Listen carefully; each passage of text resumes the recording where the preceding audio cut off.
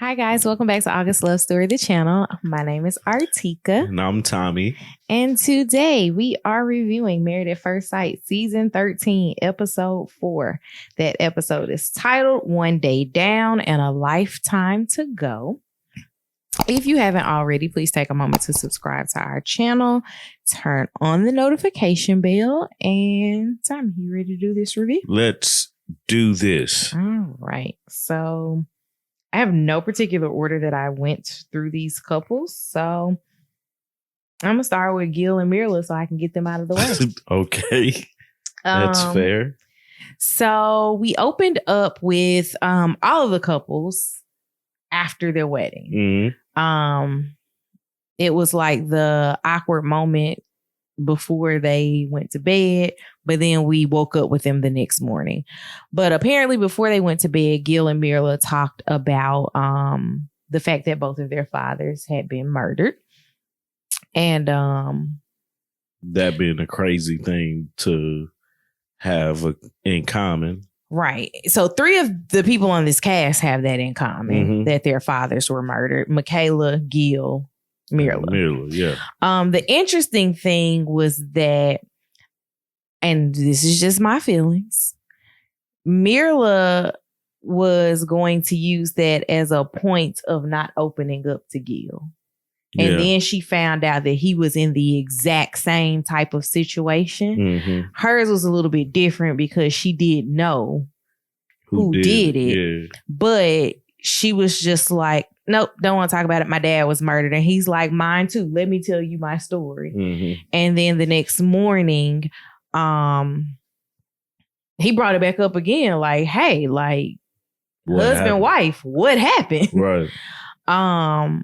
And I don't want to call it traumatic bonding, but that's kind of what it is. They are bonding over the trauma of having lost their dads in such a tragic way. Well, you have to realize there's probably not a situation neither one of these people have ever been in that's a commonality between the two. Right. Not unless they're in the support group for people who have lost their dads in a traumatic way. But in a relationship, at this point, married to a person that has been through the same thing they went through with their dad. So, I mean, that's for, like, if I was Gil, that would be something that I want to talk about because the emotions and everything are the same, But then not just that the emotions are the same.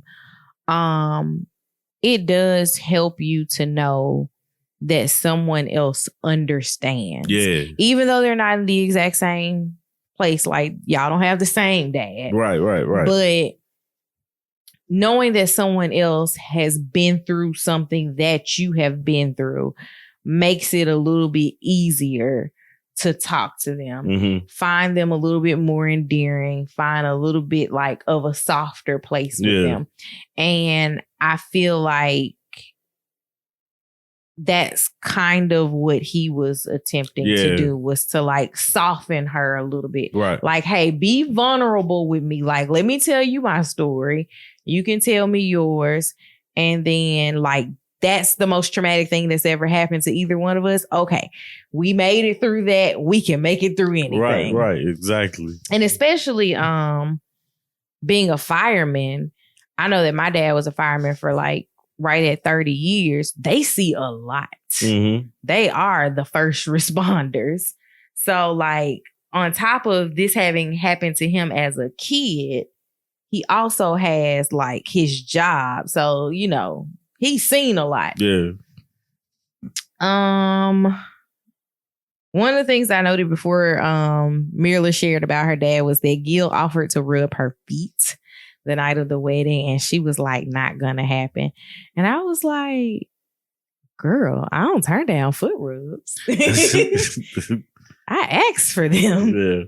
Nah, I think for her, and I get irritated when people do this, but for her, it's I wrote this in my notes too, that she has a constant reminder that they're strangers. She is Jeopardy.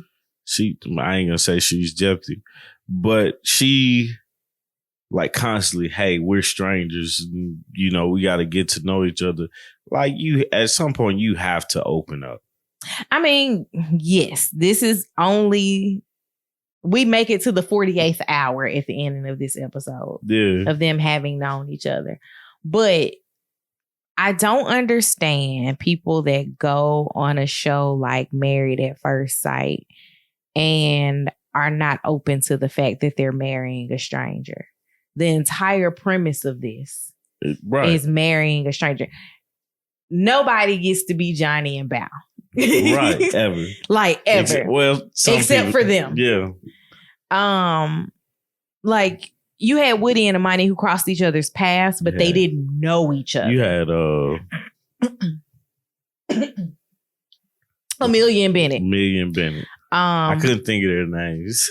Again, you don't get those a lot. Rare. They're rare. You don't get those a lot. And it's just like, I'm not saying that you have to be open for everything because, again, this is your life. But I don't know. She's just, like, this episode made me feel very Debbie Downer about her. Oh, yeah, man. Yeah, she just, you know, that just bothers me into a point to where it's like, okay, we understand that he's a stranger, but at some point he's not going to be a stranger, you know, and to get him not being a stranger in your mind, you have to first start by saying, hey, this is my husband.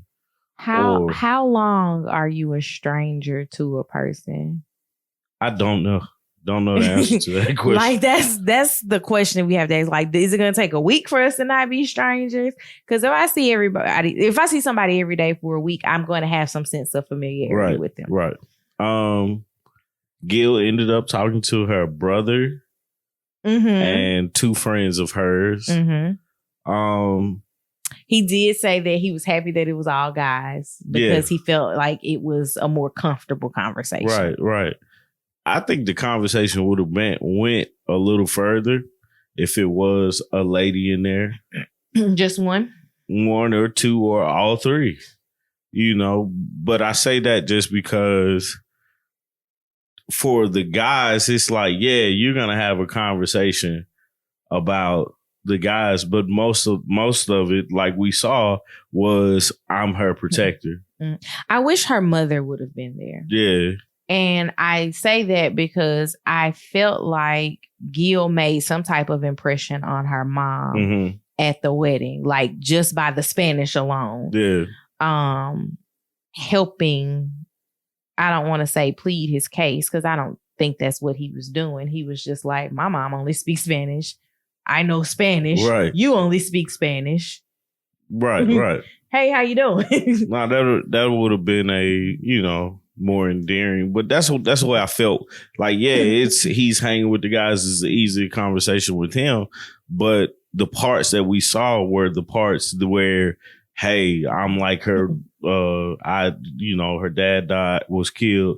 I'm like her. She's like my little sister. Then her actual brother was there. And time out. This dude said, I don't know how he got to the point, but he was like, I don't want you to get on my bad side or something like that. Get out my face. Like, bro, have you looked at this dude? Not out. Get out my face. Right now. Like, I'm not finna play this game with you. And then they made him, like, of course we watched this with the captions on.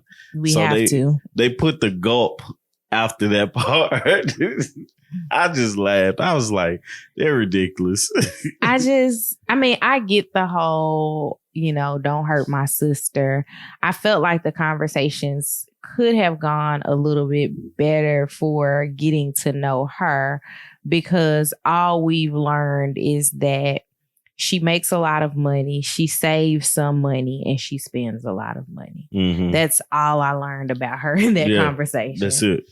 And that's pretty much what she's given us as well. That's definitely what she's presented. So I don't know. And When they met up with each other after the family meetings, I remember him sitting down and talking to her, saying something along the lines of money's not a motivator for me. Yeah.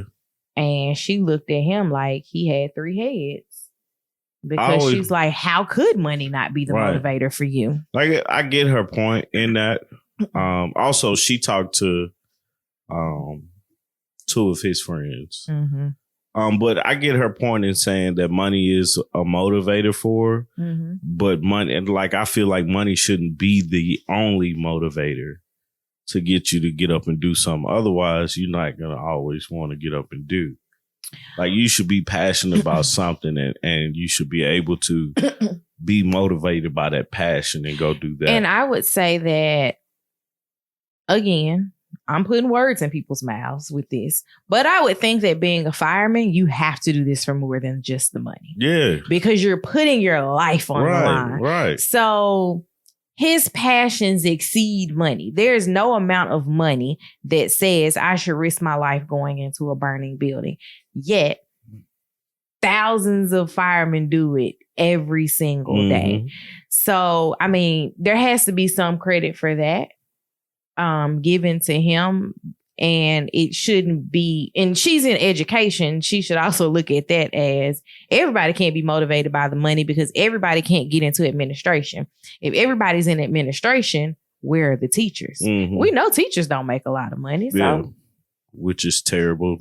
And that's another subject. But I mean, Myrla on this show so far has made herself seem so shallow. As a human being, and I know it's more substance to her. It has to be. It just has to be.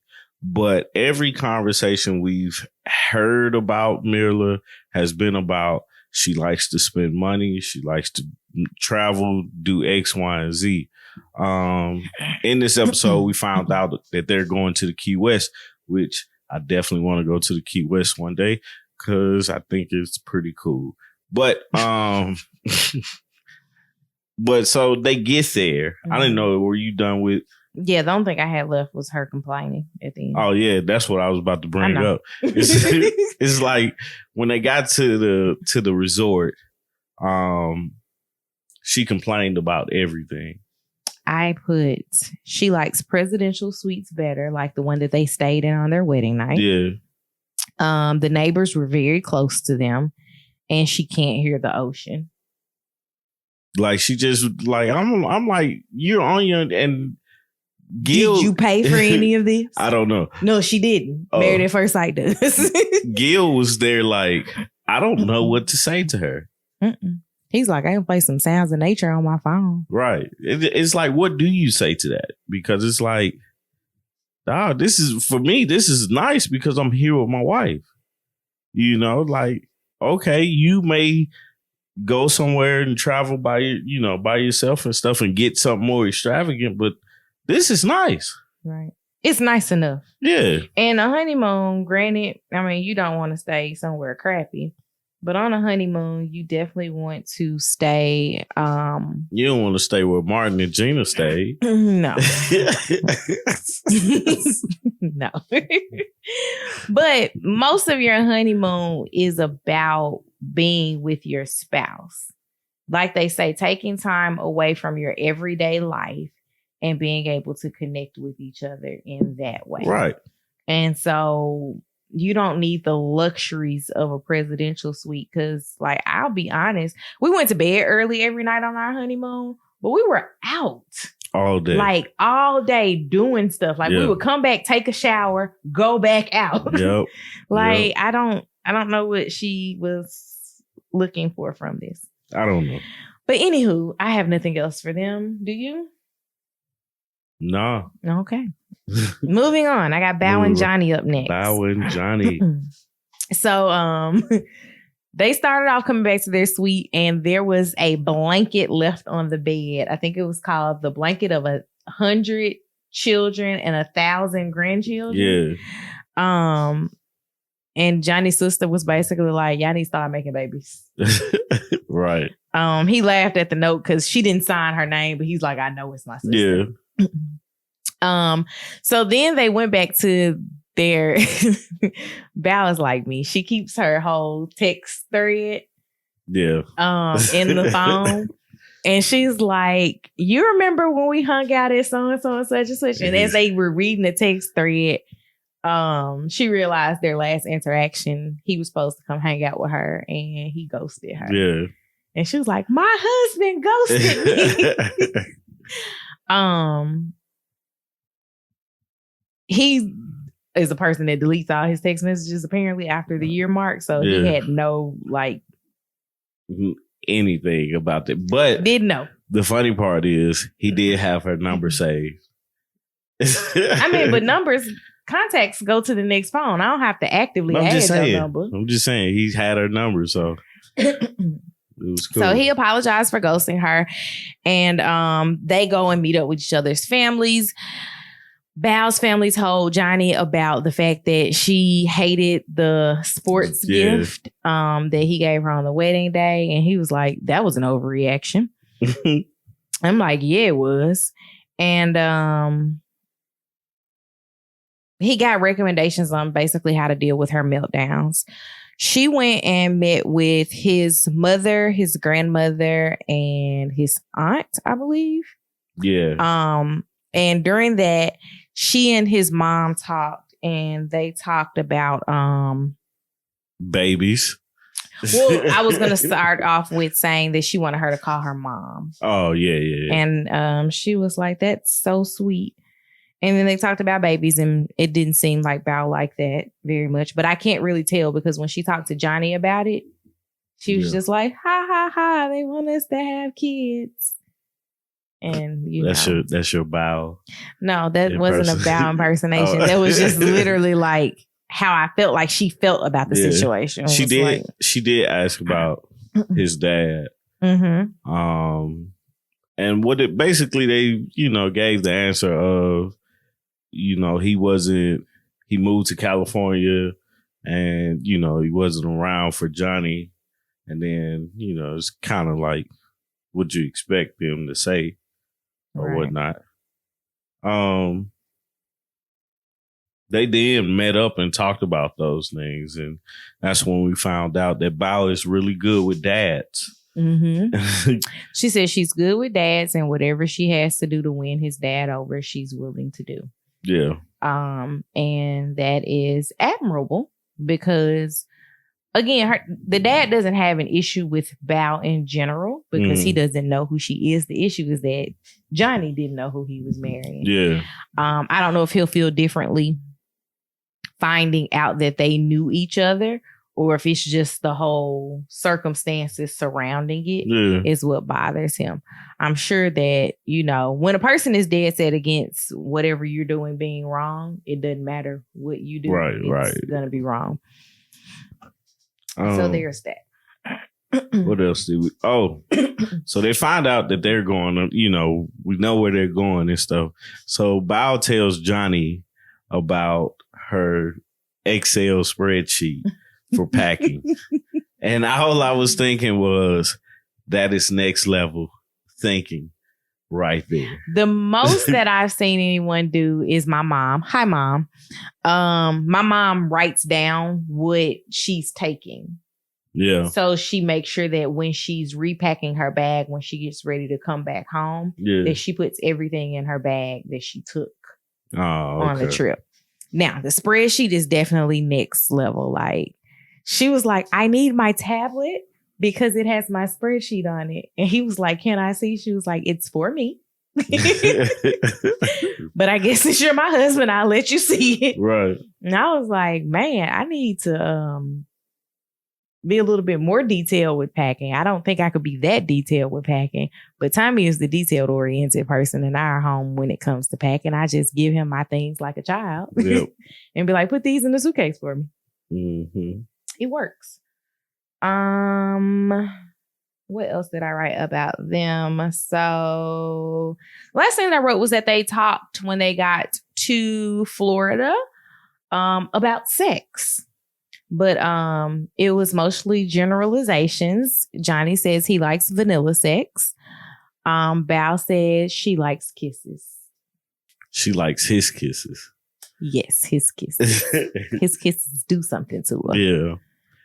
She was just like, what I got out of that conversation was that she is very, like, she's thought about it. She said she thought about it, sex, but that would be it. Right. You can tell that she's very reserved about it. You know what I'm saying? And for Johnny's like, oh, I get it. Well, the reservation, I would think, starting off is, number one, there is a camera crew in my bedroom. Yep. Number two, my mom is going to see this. Yep. And not to say that she would say or do anything like crazy on camera, but you have this whole, you're hyper aware of everything that's going on around you. So it's just like the conversations are different, because one of the things that she said about their kisses was, she was like, the ones that we have in private. Yeah. And I'm like, yeah, y'all be kissing in private, because it's awkward to just be kissing on each other all the time. On the camera. In front of these cameras. So, I mean, I get it. Yeah. But that's all I wrote down for them. All right. Moving on. This is the couple I wrote the least about. Was Rachel and Jose. Yeah. I just wrote that they kissed a lot and they woke up kissing without brushing their teeth. The only reason I know that is because he mentioned it. Yeah. And I thought that too when they like was kissing in the bed. I was like, they ain't even brushed their teeth yet. Because you're definitely we're not kissing in the morning breath type of guy. And apparently Jose typically is that type of guy, but he was kissing her. He's like, my wife, my beautiful wife. So the day after their wedding, Jose met up with Rachel's mother and one of her friends. And they started off saying, I have nothing bad to say about Rachel. Right. She messy. Have you seen her car? She hits things. Mental note. Oh, yeah. The mental note thing was just like, people like file things in their mental archives. She just does it, but apparently she does it to argue later on. I mean, sometimes I do that, so I get it. You just looked at me and shook your head. All right. She, being Rachel, met up with Jose's dad, stepmom, and mom. And she asked them about his personality and him being structured. And they basically told her about like him having a whiteboard for all of his finances, which I have a cousin that's like that. Like she has, I don't know if theirs is about living a debt-free life, but she and her husband had a dry erase board on the refrigerator. Yeah. And they put like rent this much. Like they put every single bill on the refrigerator. And she was like, that way we know if we have money for any incidentals. I was like, I get it. Mm-hmm. You do what you got to do to make it work for you and your family. I think those types of things work better when there's one bank account, though. Yeah. And so when Rachel and Jose got back together, they talked about his financial structure. And he said he worked so hard, basically creating this life so that when he did have a wife, his wife wouldn't have to worry about finances and where they would live. And he was like, he can definitely help her get her finances on track. And the one thing that I, was thinking about when he said that was, you have to help her where she is and not help her how you are. And that's true. What I mean by that is he can't go in and say, well, you need to do it this way. Or you can't buy this, right, this right. anymore. You have to meet her where she is because she's the one that needs the help. Mm-hmm. Okay, well, how do you do this? And you start slowly building on small things. Like, and I think Jose, his attitude and his perfectionism is going to make that task difficult. And the thing that we have as non-married at first sight people, but married people, is we learned all those things before we got married. Yeah. And then when, or you hope that you do, or like you knew things and you knew things that would make your spouse tick, or where things were hard, like for packing. When we got married, I knew who the packer was. You know, just like I don't ask you to pick a hotel, right?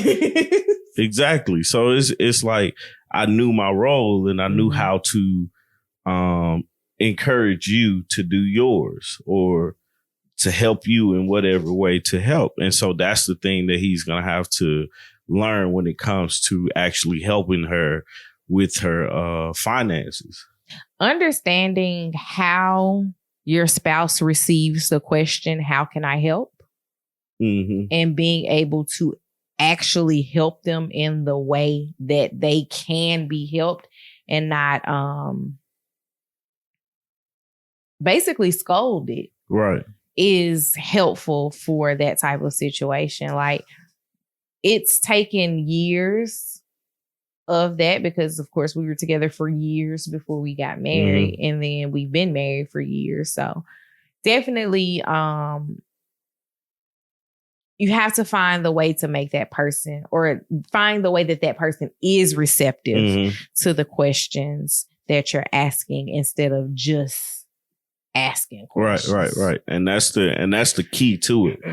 And his patience really gonna, like, it's brought up because of how they say Rachel is and how he is, and they're polar opposites with each other. The interesting thing, though, is that I wouldn't even put Rachel as his polar opposite. Myrla would be his polar opposite. Myrla, yeah. Because he saves, she spends.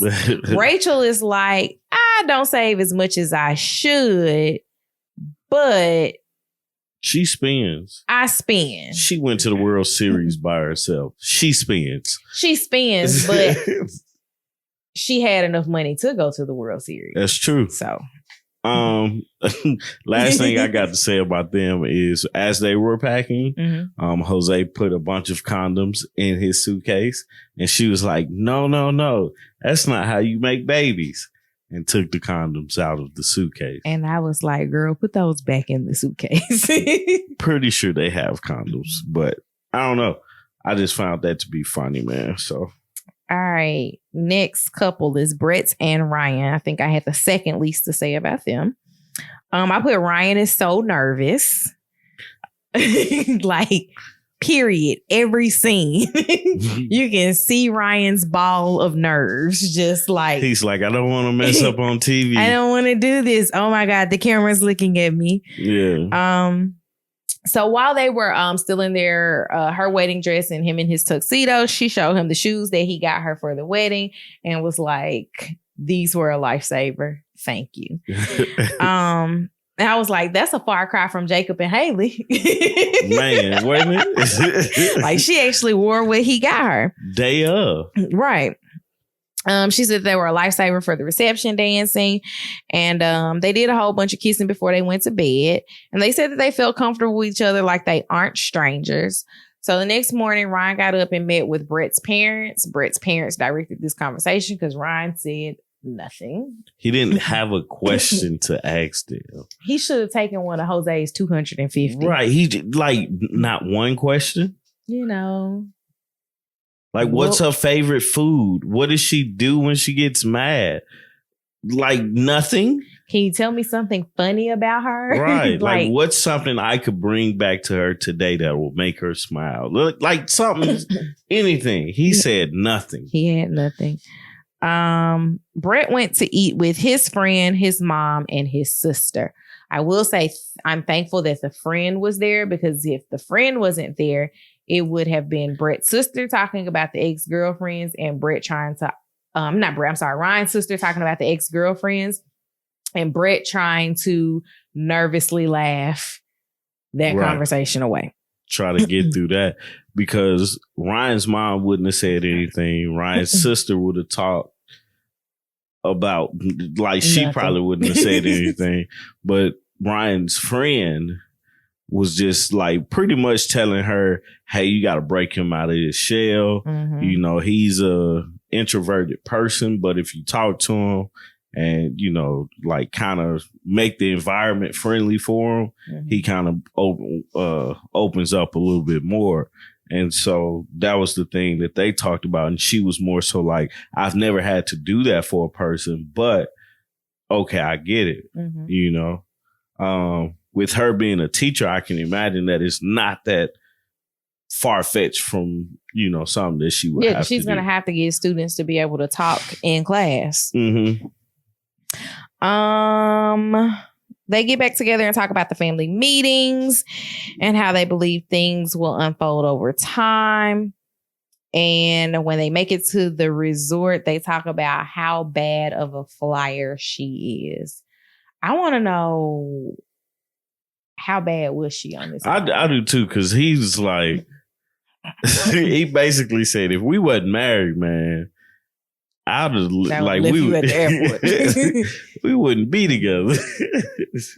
And she's like, I have flight anxiety. I'm like, I too have flight anxiety, but I've never had anybody that flew with me to know that I have flight anxiety. Yeah. So, because even like after that part of the episode happened and it went on commercial, I asked you about it and you were like, no. Yeah. You seem more relaxed than I was. And we've flown a lot together, but quite a bit. Still got a lot of flight anxiety. I've definitely flown with you more than I've flown by myself. We got a few more flights coming up. Yeah. All right. So anything else for Brett and Ryan? No. Ryan, I just want him to. I hope he opens up. He's so nervous. Just get more relaxed with what's going on. I hope he opens up a little bit more. So last but not least, Hurricane K and Zach Attack. Zach Attack. So they start off by talking about their day, the day of the wedding. Yeah. He was just like, hey, I didn't get to go pack. Found out my friend tested positive for COVID. I didn't get to eat anything. Like I had all of these jitters on that day. And I'm like, he's very emotional that day. Let's not forget. Yes, he was very emotional. And I don't remember Michaela saying much of anything. Like, we really went into Zach's spiel about how bad his day was. And Michaela was like, oh, right. Sorry. So they wake up the next morning and they're filming themselves. Zach said they had an amazing night. They discussed if they were snoring. And then over breakfast, they talked about why they did Married at First Sight. And basically, Michaela was just like, I signed up for this show because I'm a person who lets little things bother me and say that they don't. And then I be like, I don't want to be with you anymore. Because you left the toothbrush on the counter and I'm angry. Even though that's not really what she's angry about. Right. So she described herself also as possessive and not jealous. And I have to dig back into my mental Rolodex about why I wouldn't want to be called possessive versus jealous. But I'm going to let her live because I got nothing for her right now. All right. That's fair. Next, we had Zach meet up with her sisters. And basically, they told him, you need to gas her up. Like, she's always had all of us in her corner because she is the baby. And that's been our role in her life. And he needs to fill that void. Right. Like, that's his job now for her. Is to be her protector. Be her protector and gas her up about things. Like, yep, baby, that's it. You did that. So we go on to Zach's family and Michaela meeting up with them. It was Zach's brothers and his mom, his dad, and I'm guessing an aunt. I think it was his aunt. They grew up Michaela on what she knows about Zach. And I was like, I don't know what you would think she knows about him the morning after they got married. And y'all were with them the whole wedding. Right.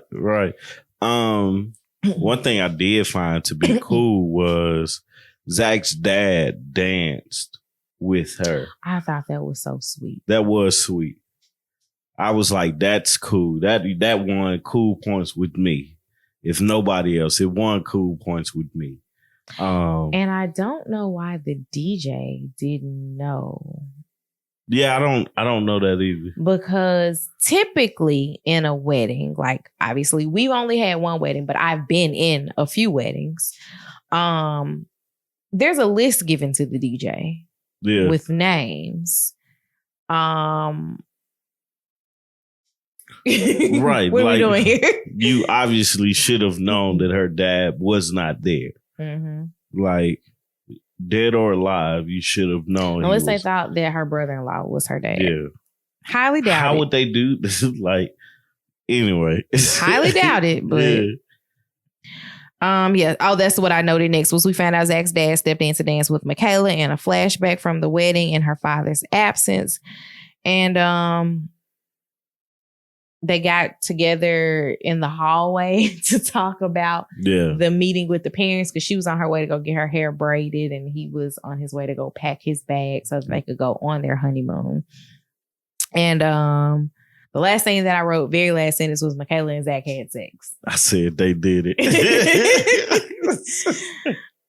So everybody has kissed except Myrla and Gil. And we've at least had one couple have sex. Yeah. Yep. I'm worried about poor Myrla and Gil. I'm worried about Gil. Yeah, like it's. I'm interested to see how Gil handles this because it's going to be. I don't know how to say it, but it's going to be hard just because Myrla's attitude towards everything, like literally on this honeymoon, she literally said something bad about everything that came up. Mm-hmm. Like the balcony was too close to a neighbor. You couldn't see in the beach. And if you look at the way that the balconies are, it wasn't just that their balcony was close. The balconies are just connected. Right. Period. She didn't like the room. She liked the presidential. Nobody else complained or said anything to compare to. Gil was just like, "How I get to the to the window? Let me see how this window goes." So I'm interested to see that part and how he connects with her and what type of connection he makes with her. There's definitely going to be some navigation there that a lot of people wouldn't be able to deal with. Yeah, and I'm pretty sure the expert's going to be like, hey, Myrla, you got to make a decision on what you want to do and make some compromises there. So interested to see that. Also interested to see the argument that Michaela and Zach get into because, as you all know, that's the couple that I'm like, yeah, that's the it couple right there. So I'm interested to see what Johnny type and Bao are my it couple. I like Johnny and Bao because they remind me of us, but also because they're a cute couple together. So, but yeah, and I'm hoping that Ryan like opens up a little bit and Brett's able to like get him to open up and it's not such a awkwardness between them. Who else am I missing? Jose and Rachel, I really don't have much to say about them. Just curious to see how this pans out for them. So the teeth brushing. That was so weird. Yeah, and I felt like he was brush your teeth for you. I felt like he was joking until he said it again. Oh, he said it twice? Like he said it once when they were in the bathroom, and then she said it like, until you asked me to brush my teeth, and he was like, yeah, because I would do that for you. And I was like, the only way I would brush your teeth is if you couldn't. Like if your hands was broke or your arm, you couldn't raise your arm, something like that. That's the only time I would do that for you. Other than that, I think you got it.